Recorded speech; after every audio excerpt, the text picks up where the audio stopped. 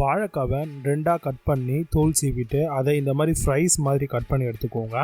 இதில் 1 ஸ்பூன் அளவுக்கு மஞ்சள்தூள், 2 ஸ்பூன் அளவுக்கு உப்பு, அதாவது தேவையான அளவுக்கு உப்பு, 1 ஸ்பூன் அளவுக்கு நம்ம தனி மிளகாய் தூளும், 1 ஸ்பூன் அளவுக்கு கார்ன்ஃப்ளவரும், 2.5 ஸ்பூன் அளவுக்கு நம்ம ப்ளைன் ரவையும் சேர்த்துக்கலாம்.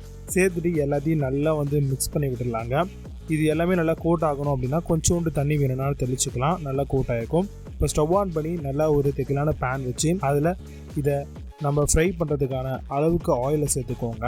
சேர்த்துட்டு ஒரு ஃபிங்கர்ஸாக எடுத்து நீங்கள் அழகாக அந்த எண்ணெயில் போட்டு பொரிச்சு எடுக்கலாம். இப்போ எல்லாத்தையுமே பார்த்திங்கன்னா நல்லா பொரியும் பொழுதே நம்ம கொஞ்சமாக கருவேப்பிலையும் போட்டோம்னா ஃப்ளேவர் ரொம்பவே சூப்பராக இருக்கும்.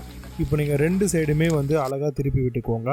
அழகாக ஒன்றுனா திருப்பி விட்டு நீங்கள் போட்டிங்க அப்படின்னா ரொம்பவே சூப்பராக இருக்கும். ஆல்மோஸ்ட் நம்மளுக்கு சூப்பராக ரெடி ஆகிடுச்சு. இப்போ டிஷ்யூ பேப்பர் போட்ட பிளேட்டில் அழகாக பார்த்திங்கன்னா இந்த ரா பனானா ஃப்ரைஸை பார்த்திங்க அப்படின்னா நம்ம சர்விங் எடுத்துக்கலாம். குழந்தைங்க விரும்பி சாப்பிடுவாங்க. ஸ்நாக்ஸாகவும் கொடுக்கலாம். ட்ரை பண்ணி பாருங்கள்.